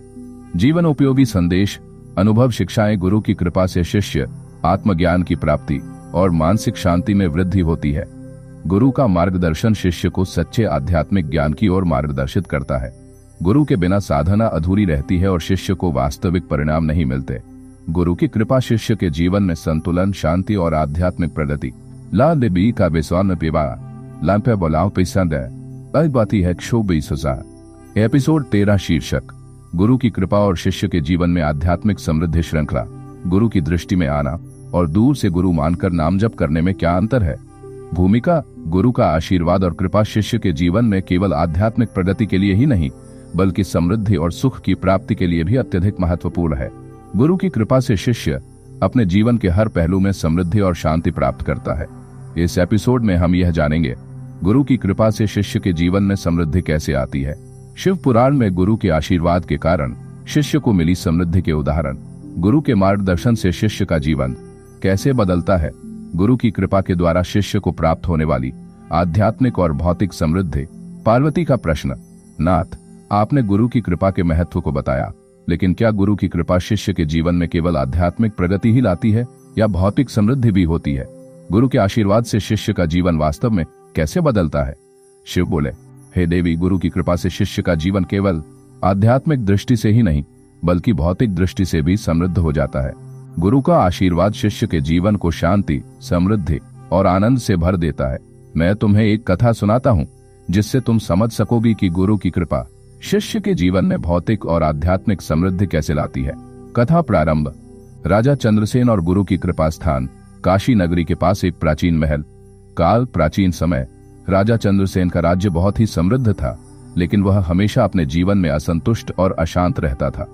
उसने अपने राज्य के सभी सुखों का आनंद लिया था, लेकिन उसे कभी वास्तविक शांति का अनुभव नहीं हुआ था। राजा का दिल हमेशा किसी गहरे शांति की तलाश में था। वह अपने शाही दरबार में सबसे बड़े विद्वानों और योगियों को बुलाकर उनसे उपदेश प्राप्त करता, लेकिन फिर भी उसे शांति नहीं मिल पाई। एक दिन काशी के प्रसिद्ध गुरु ऋषि शांडिल्य के बारे में राजा को जानकारी मिली। राजा ने सुना था कि गुरु शांडिल्य की कृपा से शिष्य अपने जीवन में हर प्रकार की समृद्धि और शांति प्राप्त करते हैं। राजा ने तुरंत अपने दरबारियों से, होता है जब आप शिव प्रेम का अनुभव करते हैं तो मन शांत हो जाता है और भावनाएं स्थिर हो जाती हैं, दृष्टिकोण बदल जाता है और आपका संसार को देखने का तरीका पूरी तरह से बदल जाता है। आप स्वयं से प्रेम करने लगते हैं और फिर दूसरों से भी बिना किसी अपेक्षा के प्रेम करने लगते हैं। सकारात्मकता और करुणा आपके जीवन का अभिन्न हिस्सा बन जाती है। शिव प्रेम आपको स्वयं के भीतर से बाहरी दुनिया में देखना सिखाता है। यह न केवल आत्मानुभव है बल्कि दूसरों के प्रति आपकी दृष्टि और कर्म भी बदलता है। शिव प्रेम हर वस्तु और प्राणी में भगवान का रूप देखता है। इस प्रेम में सामाजिक या व्यक्तिगत स्वार्थ नहीं होता, बल्कि यह सर्वजन प्रिय, स्वच्छ और अलौकिक होता है। भाग 4, आत्मा का विस्तार। प्रेम के द्वारा जब आत्मा प्रेम से भर जाती है तो वह स्वयं को विस्मृत कर देती है। अब वह केवल प्रेम बन जाती है, कोई व्यक्तिगत पहचान नहीं रहती। यह वह स्थिति है जहां मैं समाप्त हो जाता है और तुम में विलीन हो जाता है। यह स्थिति आत्मा का विस्तार है और शुद्ध प्रेम का अभिव्यक्तिकरण है। इस अवस्था में साधक कि उसके भीतर एक अद्भुत शांति का अनुभव हो रहा था। उसकी सोच में स्पष्टता आई और वह अपनी समस्याओं का समाधान शांतिपूर्वक ढूंढने में सक्षम हो गया। साथ ही राज्य में भी समृद्धि और सुख की वृद्धि होने लगी। नदियां पुनः समृद्ध हुईं, राज्य में कृषि और व्यापार का स्तर ऊंचा हुआ और लोगों में संतोष का वातावरण फैल गया। गुरु की कृपा से शिष्य का जीवन बदलता है। गुरु की कृपा से शिष्य का जीवन न केवल आध्यात्मिक दृष्टि से बदलता है बल्कि भौतिक दृष्टि से भी उसे अपार समृद्धि प्राप्त होती है। गुरु का आशीर्वाद शिष्य को मानसिक शांति, भौतिक सुख और आत्मिक संतुष्टि देता है। शिव पुराण में गुरु के आशीर्वाद से शिष्य के जीवन में आने वाली समृद्धि के अनेक उदाहरण मिलते हैं। गुरु शिष्य के जीवन को दिशा और उद्देश्य देता है, जिससे शिष्य की आध्यात्मिक और भौतिक समृद्धि दोनों में वृद्धि होती है। गुरु की कृपा से शिष्य के जीवन में जिन गुणों का समावेश होता है वे निम्नलिखित हैं। आध्यात्मिक समृद्धि। गुरु के मार्गदर्शन से शिष्य को आत्मज्ञान और शांति की प्राप्ति होती है। भौतिक समृद्धि। गुरु का आशीर्वाद शिष्य के जीवन में धन, सुख और समृद्धि लाता है। मानसिक शांति। गुरु के आशीर्वाद से शिष्य का मन शांत होता है और वह जीवन में संतुलन बना पाता है। सामाजिक समृद्धि। गुरु के आशीर्वाद से शिष्य का समाज में भी आदर्श स्थापित होता है और वह समाज में सम्मान प्राप्त करता है। गुरु के आशीर्वाद से शिष्य का जीवन आदर्श बनता है। गुरु के आशीर्वाद से शिष्य केवल भौतिक सुखों में वृद्धि नहीं करता, बल्कि उसकी आत्मिक दृष्टि भी विकसित होती है।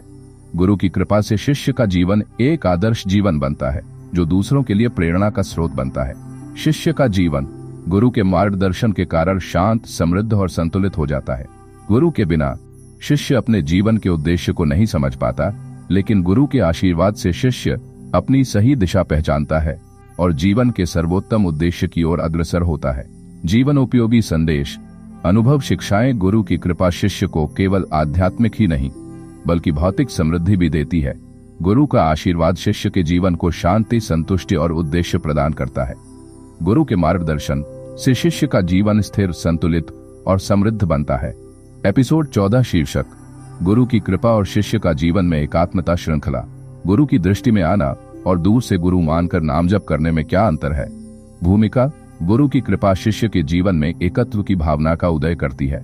जब शिष्य गुरु के प्रति अपने समर्पण और श्रद्धा को पूरी तरह से स्वीकार कर लेता है, तो वह स्वयं को गुरु के साथ एकात्म अनुभव करता है। इस एकात्मता की भावना शिष्य को न केवल आध्यात्मिक उन्नति की ओर मार्गदर्शन देती है, बल्कि वह जीवन के अन्य पहलुओं में भी संतुलन और शांति प्राप्त करता है। इस एपिसोड में हम ये जानेंगे कि गुरु की कृपा से शिष्य में एकात्मता का अनुभव कैसे होता है, शिव पुराण में एकात्मता के विभिन्न उदाहरण और गुरु के आशीर्वाद का शिष्य के जीवन में प्रभाव। गुरु और शिष्य के बीच का संबंध और वह कैसे शिष्य को समग्र जीवन में एकात्मता की ओर ले जाता है। शिष्य का जीवन गुरु की कृपा से पूरी तरह से समर्पित हो जाता है और वह हर कार्य में एकात्मता का अनुभव करता है। पार्वती का प्रश्न। नाथ, आपने गुरु की कृपा के बारे में बहुत कुछ बताया, लेकिन क्या गुरु की कृपा से शिष्य के जीवन में एकात्मता का अनुभव होता है? गुरु का आशीर्वाद शिष्य को किस प्रकार एकात्मता की ओर मार्गदर्शन करता है? शिव ने पार्वती से कहा, हे देवी, गुरु की कृपा केवल शिष्य को आध्यात्मिक उन्नति की ओर नहीं ले जाती, बल्कि शिष्य को जीवन के प्रत्येक पहलू में एकात्मता का अनुभव भी कराती है। जब शिष्य पूरी श्रद्धा और विश्वास के साथ गुरु के मार्गदर्शन को स्वीकार करता है, तो उसका जीवन एकात्मता से भर जाता है। मैं तुम्हें एक कथा सुनाता हूँ, जिससे तुम समझ सकोगी कि गुरु की कृपा से शिष्य के जीवन में एकात्मता का अनुभव कैसे होता है। कथा प्रारंभ। राजा हर्षवर्धन और गुरु की कृपा से एकात्मता। स्थान दक्षिण भारत का एक ऐतिहासिक राज्य। काल प्राचीन काल। राजा हर्षवर्धन एक शक्तिशाली और समृद्ध राजा था, लेकिन वह जीवन के गहरे रहस्यों को समझने में असमर्थ था। राजा के राज्य में सब कुछ था, धन, ऐश्वर्य, सुख, फिर भी वह हमेशा अंदर से खाली और अशांत महसूस करता था। राजा को एक संत ने बताया कि वह केवल तभी शांति और एकात्मता पा सकता है जब वह अपने जीवन में गुरु का मार्गदर्शन स्वीकार करेगा। राजा ने संत के वचन पर विश्वास करते हुए काशी के प्रसिद्ध गुरु ऋषि चंद्रचूड़ से मिलकर उन्हें अपना गुरु स्वीकार किया। गुरु चंद्रचूड़ ने राजा से कहा, हे राजन, तुम्हारे राज्य में समृद्धि है, लेकिन तुम्हारे जीवन में एकात्मता और शांति की कमी है। गुरु की कृपा से तुम्हारे भीतर एकात्मता का अनुभव होगा और तुम न केवल आध्यात्मिक रूप से समृद्ध होगे, बल्कि भौतिक दृष्टि से भी पूरी तरह से संतुष्ट रहोगे। गुरु ने राजा को आत्म साक्षात्कार की साधना की विधि सिखाई। उन्होंने राजा से कहा, तुम्हें प्रतिदिन ध्यान और नाम जप करना होगा। जब तुम अपनी आंतरिक दुनिया को सशक्त करोगे, तभी तुम्हारे बाहरी संसार में भी एकात्मता का अनुभव होगा। राजा ने गुरु की शिक्षा का पालन करना शुरू किया। धीरे धीरे उसने ध्यान और नामजप के माध्यम से अपने भीतर एक गहरी शांति और संतुलन का अनुभव करना शुरू किया। कुछ महीनों के भीतर ही राजा ने महसूस किया कि उसकी सोच साफ और स्पष्ट हो गई है। अब वह किसी भी समस्या का समाधान शांति से ढूंढने में सक्षम था। राज्य में भी समृद्धि और खुशहाली का दौर शुरू हुआ और राजा ने जीवन में एकात्मता का अनुभव किया। गुरु की कृपा से शिष्य में एकात्मता का अनुभव। गुरु की कृपा से शिष्य में एकात्मता का अनुभव तब होता है जब वह पूरी श्रद्धा और समर्पण के साथ गुरु के मार्गदर्शन का पालन करता है। गुरु का आशीर्वाद शिष्य को अपने भीतर एक गहरे संबंध का एहसास कराता है, जो जीवन के हर पहलू में संतुलन और शांति लाता है। गुरु और शिष्य के बीच का संबंध एक पवित्र संबंध होता है, जो शिष्य को जीवन के हर क्षेत्र में एकात्मता का अनुभव कराता है। गुरु का आशीर्वाद शिष्य को अपनी आत्मा के साथ जुड़ने का मार्ग दिखाता है और यही एकात्मता शिष्य के जीवन को पूर्ण रूप से संतुष्ट और समृद्ध बना देती है। शिव पुराण में कई उदाहरण दिए गए हैं जहां गुरु के आशीर्वाद से शिष्य ने अपने जीवन में एकात्मता का अनुभव किया। इन उदाहरणों में गुरु की कृपा शिष्य के जीवन में एक दिव्य मार्गदर्शन के रूप में प्रकट होती है, जो शिष्य को अपने भीतर और बाहर के संसार में संतुलन और शांति का अनुभव कराता है। उदाहरण 1, संत एकलव्य का गुरु के प्रति समर्पण। संत एकलव्य ने अपने गुरु द्रोणाचार्य से बिना शारीरिक संपर्क के केवल मानसिक समर्पण और श्रद्धा से शिक्षा प्राप्त की। गुरु की कृपा से एकलव्य में आत्मविश्वास और एकात्मता का अनुभव हुआ। एकलव्य का जीवन इस बात का प्रमाण है कि जब शिष्य गुरु के मार्गदर्शन को पूरी श्रद्धा और समर्पण के साथ स्वीकार करता है तो वह अपने जीवन में एकात्मता का अनुभव करता है। गुरु का आशीर्वाद शिष्य के जीवन में उस आत्म साक्षात्कार की ओर मार्गदर्शन करता है जो जीवन के हर क्षेत्र में संतुलन और शांति लाता है। गुरु और शिष्य का संबंध और एकात्मता। गुरु और शिष्य के संबंध में एक गहरा आध्यात्मिक रिश्ता होता है। यह रिश्ता केवल शारीरिक या भौतिक नहीं होता, बल्कि यह आत्मिक और मानसिक होता है। जब शिष्य गुरु के मार्गदर्शन को पूरी श्रद्धा और विश्वास के साथ स्वीकार करता है तो वह अपने भीतर और बाहरी संसार में एकात्मता का अनुभव करता है। गुरु के आशीर्वाद से शिष्य अपने जीवन को एक नए दृष्टिकोण से देखता है और अपने आंतरिक संसार से जुड़ता है। यह एकात्मता शिष्य के जीवन में संतुलन, शांति और समृद्धि लाती है। जीवन उपयोगी संदेश, अनुभव, शिक्षाएं। गुरु के आशीर्वाद से एकात्मता शिष्य को अपने भीतर और बाहरी संसार में संतुलन और शांति का अनुभव होता है। गुरु और शिष्य का संबंध यह एक गहरा आत्मिक संबंध होता है जो शिष्य को जीवन के हर क्षेत्र में एकात्मता का अनुभव कराता है। गुरु के मार्गदर्शन से जीवन में संतुलन। गुरु के आशीर्वाद से शिष्य का जीवन संतुलित और समृद्ध होता है। शिव का अंतिम वचन। इस अध्याय में गुरु की कृपा से शिष्य अपने भीतर और बाहर के संसार में एकात्मता का अनुभव करता है। गुरु का मार्गदर्शन शिष्य को आत्मज्ञान और शांति की ओर ले जाता है और यही एकात्मता शिष्य के जीवन को पूर्ण रूप से संतुष्ट और समृद्ध बना देती है। एपिसोड 15, शीर्षक गुरु की कृपा और शिष्य का जीवन में पूर्ण समर्पण श्रृंखला। गुरु की दृष्टि में आना और दूर से गुरु मानकर नाम जप करने में क्या अंतर है? भूमिका। गुरु की कृपा से शिष्य के जीवन में समर्पण का सर्वोत्तम अनुभव होता है। यह समर्पण न केवल मानसिक और आत्मिक दृष्टि से होता है, बल्कि जीवन के हर क्षेत्र में शिष्य का कर्तव्य बोध और कार्य करने का तरीका भी बदल जाता है।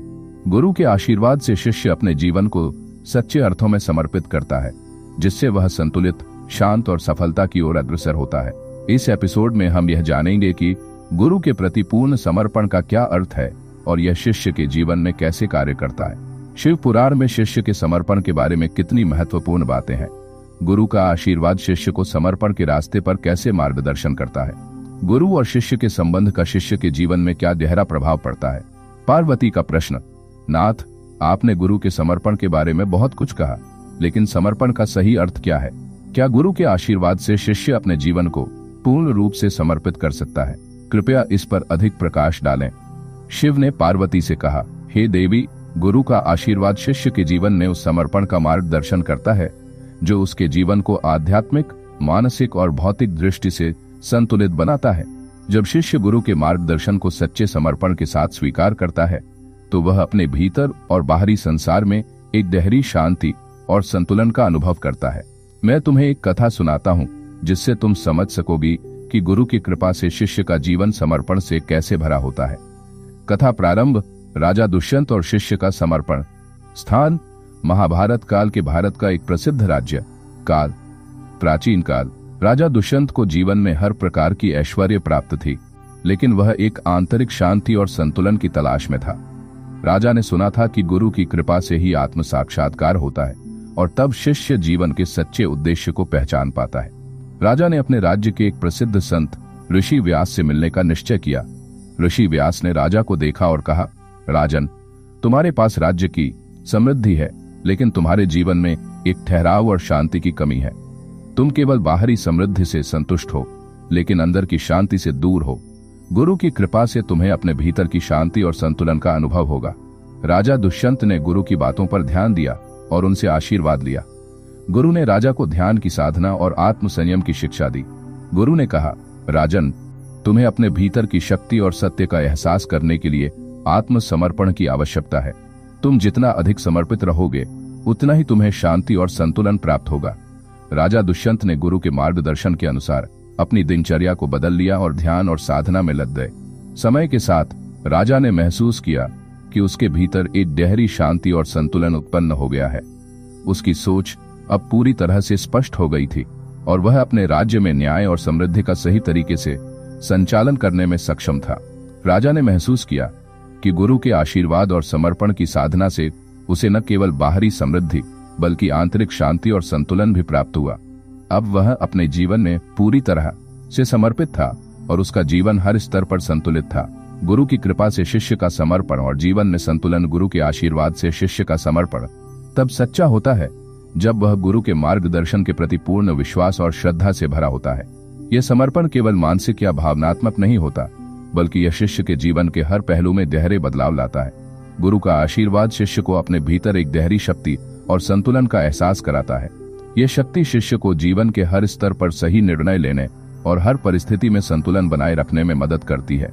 शिष्य का समर्पण गुरु के मार्गदर्शन के प्रति उसका सच्चा आदर और श्रद्धा होता है, और यह समर्पण शिष्य के जीवन को पूरी तरह से बदल देता है। शिव पुराण में कई उदाहरण हैं जहां शिष्य ने गुरु के प्रति पूर्ण समर्पण दिखाया और उसके बाद जीवन में गहरी शांति और संतुलन पाया। गुरु के आशीर्वाद से शिष्य अपने जीवन को आत्मिक दृष्टि से सही दिशा में मोड़ता है और एक नई दृष्टि से जीवन को जीता है। उदाहरण 1, भगवान राम और गुरु वशिष्ठ। भगवान राम ने अपने गुरु वशिष्ठ के प्रति पूर्ण समर्पण दिखाया। राम का जीवन गुरु के मार्गदर्शन से पूरी तरह से प्रभावित था। राम ने अपने जीवन के हर कार्य में गुरु के आदेशों का पालन किया और इससे उनका जीवन संतुलित और समृद्ध हुआ। भगवान राम का जीवन इस बात का प्रमाण है कि गुरु के प्रति पूर्ण समर्पण से शिष्य अपने जीवन को एक नई दिशा दे सकता है और हर कार्य में शांति और संतुलन प्राप्त कर सकता है। गुरु और शिष्य का संबंध और समर्पण। गुरु और शिष्य के संबंध में समर्पण का एक गहरा अर्थ होता है। यह समर्पण केवल गुरु के प्रति श्रद्धा का नहीं, बल्कि शिष्य के अपने जीवन को एक उच्च उद्देश्य के लिए समर्पित करने का होता है।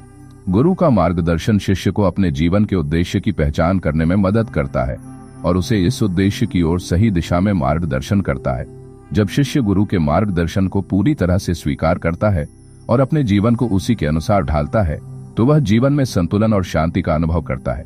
जीवन उपयोगी संदेश, अनुभव, शिक्षाएं। गुरु के प्रति समर्पण। शिष्य अपने जीवन को गुरु के आदेशों और मार्गदर्शन के अनुसार समर्पित करता है, जिससे जीवन में संतुलन और शांति आती है। गुरु का मार्गदर्शन। गुरु के आशीर्वाद से शिष्य अपने जीवन के उद्देश्य को पहचानता है और उसे सही दिशा में मार्गदर्शन प्राप्त होता है। जीवन में संतुलन और शांति। गुरु का आशीर्वाद शिष्य को जीवन के हर पहलू में संतुलन और शांति का अनुभव कराता है। शिव का अंतिम वचन इस अध्याय में गुरु का मार्गदर्शन शिष्य को अपने जीवन में समर्पण और संतुलन का अनुभव कराता है। जब शिष्य गुरु के आशीर्वाद से जीवन में समर्पण करता है, तो वह न केवल आध्यात्मिक दृष्टि से बल्कि भौतिक दृष्टि से भी पूर्ण रूप से संतुष्ट और समृद्ध होता है।